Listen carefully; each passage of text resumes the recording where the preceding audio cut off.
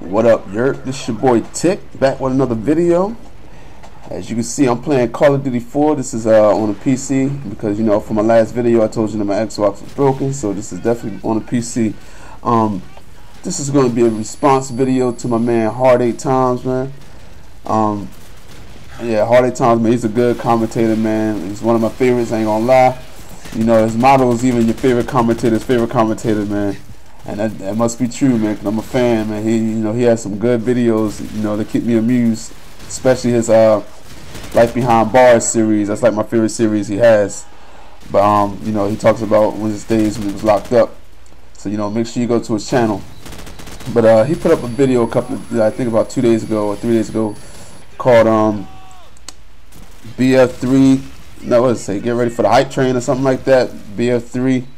Basically, he was talking about how people are jumping on the bandwagon of Battlefield 3. So he wanted to know, you know, why it's going on, and I'm just gonna give my opinion on why it's going on. This ain't no. I don't want, you know, anybody to think this is like me going at, you know, Hard 8, because, you know, I like his videos. I'm a fan. I don't even subscribe to him, so I ain't going at him. I'm just telling him, you know, why I feel as though everybody's jumping on, you know, the bandwagon.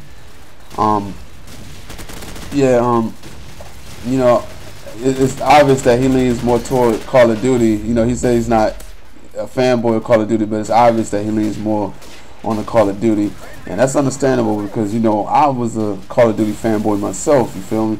Like, I used to, you know, I've been playing Call of Duty since the first one released on the PC back in '03. Everybody always usually thinks the big red one was the first Call of Duty, but no, that's the first Call of Duty that released on the consoles. I think that released in '04, but the first Call of Duty released in '03, only for the PC, and it's also called Call of Duty Classic on the Xbox. They just finally put it back up there. But in my opinion, that's the best Call of Duty, you know, and I started on that one. The reason I say it's the best Call of Duty because it was more simulation based. You know, a headshot was a headshot. You shoot somebody in the body, in a certain body part, it does more damage. Guns were the correct spec. You know, nowadays on the Call of Duty, like, you see guns and they're like dictated inaccurately. Like, the guns do more damage, but on the game they don't do that much damage, and it's crazy. And, like, you know, the guns had a lot of, like, there was recoil in the game. Like, you couldn't spray your guns. Certain guns had less recoil, but certain guns had a lot of recoil, and but you just couldn't spray all the guns like you could on this game, or you just shoot a circle around a person. So it was more simulation. That's why I like that game better. Then they came up with Call of Duty 2. You know, Call of Duty 2 was alright, but Call of Duty 2, that's when, you know, the game started going downhill. They released it for the consoles, and no offense, I know a lot of people are gonna jump down my throat for this comment, but, you know, consoles, when games usually port over to a console, they usually dumb them down, because they know, like, you got the casual gamers that go there, and you got the people, you know, like kids and stuff like that that's gonna play the game, and they gotta make the game simple for them. So, you know, that's when, you know, Call of Duty 2 came out, and it was on the consoles, and it was on the PC. So, you know, me and my friends saw it. You know, all my friends who played, you know, the regular Call of Duty, you know, we all saw it, and we were like, couldn't wait to play it, and we got it, and we were like, yo, what is this crap, yo? Like, this is where we saw, like, the hitbox, and we saw that, you know, guns like the MP44 were spraying across the map. Like, that gun has a lot of recoil. There's no way it should be spraying across the map. And people were like taking us out from across the map with MP44s, MP40s, and Thompsons and stuff from across the map, just holding down the trigger with no recoil and just spraying it. And we're like, yo, that's not right, yo. Like, that gun's not supposed to do. It's not supposed to do that. Then they removed the sprint button because the original Call of Duty had an expansion pack that was called United Offensive, which added, you know, vehicles, bigger maps, new weapons. It updated the graphics a little bit more, and added the sprint button. But they took the sprint button off of this game, and I was like, yo, why is there no sprint button? Why are there no vehicles? How is this a sequel? And, you know, all the maps were basically updated versions of the maps that was on the, you know, one. So, you know, that's why I noticed it was going downhill. Then 3 came out. 3 was good. You know, I got that for the Xbox 360. 3 was a good game. 3 was, it took what the first one had with the expansion pack, and also with the second one with the graphics. So you had the guns that had recoil, you know, headshots were headshots. You couldn't spray all the guns. Certain guns were stronger.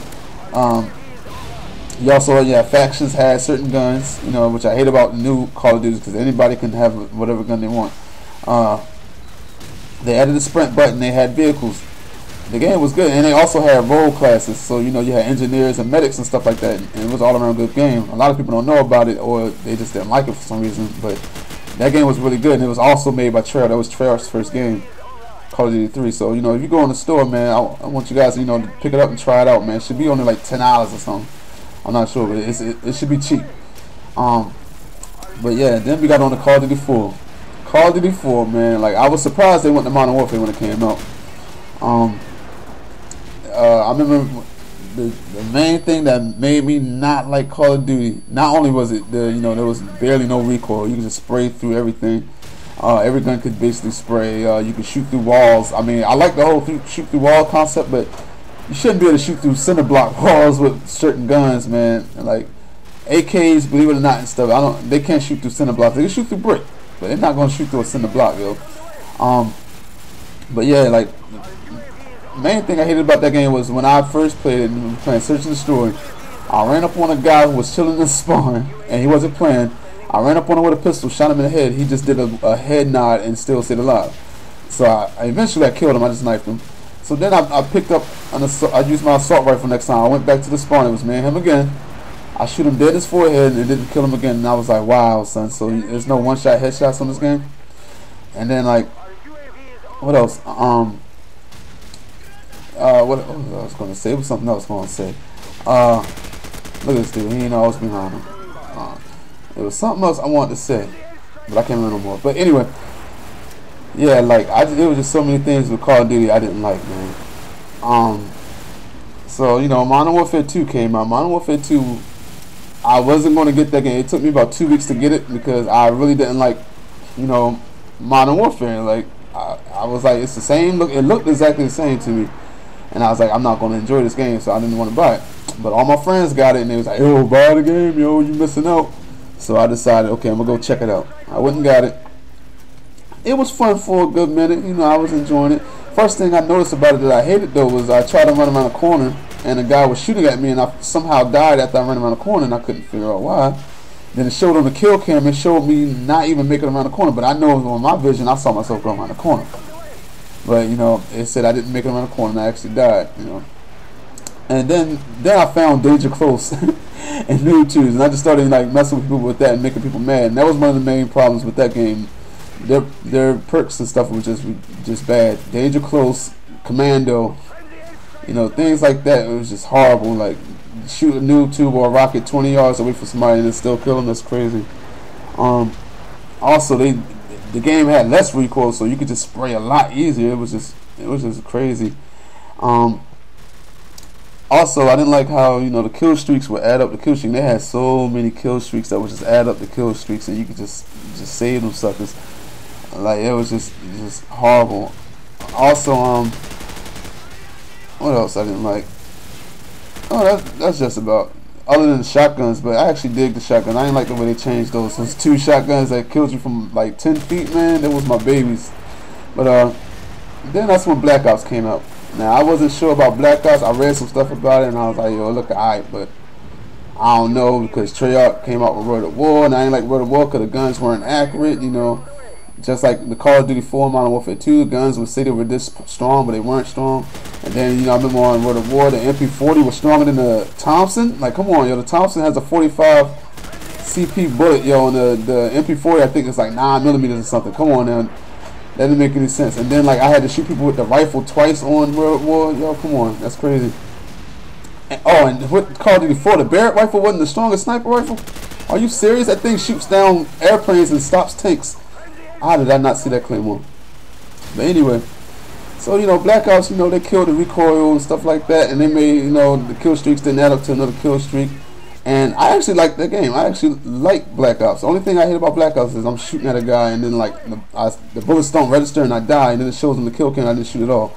That's my main problem with Black Ops. But other than that, you know, I think Black Ops is a really good game. I like it better than Modern Warfare 2. I know a lot of people are going to trip about that, but that's my opinion.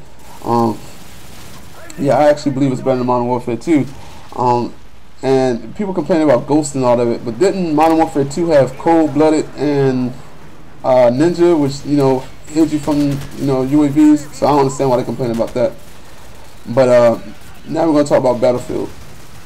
The reason people are hopping on the Battlefield bandwagon is because Battlefield is bringing something different. We're tired of playing the same game. We saw, they didn't tell us any new features on Modern Warfare 3 at all, and you can see it's the same exact engine, and it's going to run the same exact way. They had forever to either pick a new engine or add some new features. They had like 3 guys working on that one game, and we still get the same exact thing. And we're expecting more out of that. We want to pay $63. We want to pay $63 for something new. It's like, Activision now is like the Madden. Call of Duty is like the Madden of shooters. They sell the most, but they don't give us anything new. And people keep running to the game. The reason they sell so much because people keep running to the game because it's their comfort zone. And I remember he said, Crisis 2 didn't do well. Crisis 2 was a beast game to me. For one, that game was like, it was like Halo Reach mixed with like Modern Warfare, and that's just a good combination.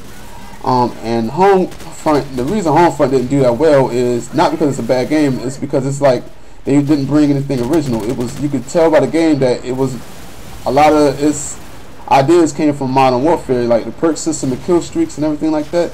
Like if you see the game from a distance and you never heard of Homefront, you would think it was Call of Duty because the game blatantly looked like Call of Duty. And a lot of people don't like rip-offs, man. Like, we want to play Call of Duty, we'll play Call of Duty. We're not going to play a game that's imitating it, you feel me? So that's why Homegrown didn't do well. And it's different mechanics, and people don't like to learn how to play something they're not used to. They're getting owned, and they're not going to want to play the game because it's a different learning curve. Now, Battlefield, on the other hand, Battlefield's sticking to its guns. It's the same as it was back in the past with Battlefield 1942 and all those games, man. Team-oriented sim, it's very simulation, but along with that, they brought new things. They got a new engine. Frostbite engine looks lovely. And you see the nice animations with the characters that look realistic. Unlike Call of Duty, they look kind of robotic, but that game, it looks realistic. And they had breakable areas and stuff like that. But it looks better with this Frostbite engine. The particle effects and everything just look wonderful, and the graphics are amazing. I mean, and we just want to play something different. Like a lot of games are like basically Call of Duty clones, man. They see the success Call of Duty had, and they're trying to rip it off. So that's why they actually fail. But Battlefield, is sticking to how it usually plays, and it's just gonna. I just believe it's gonna be a good game. Now, I never liked Battlefield before. I had Battlefield Vietnam, and I like Call of Duty better, but that was because, like I said, I was used to Call of Duty, and I didn't really feel like learning how to play Battlefield like that. So, but this year I'm definitely going to give it a try, and that's why everybody else wants to try, because we don't want to spend $60 for Call of Duty Modern Warfare 2.5, which is basically what Modern Warfare 3 is. The only thing that they announced that it's a feature is Call of Duty Elite, which is pointless. We could just use game battles if we want to keep up with our clan matches and stuff like that.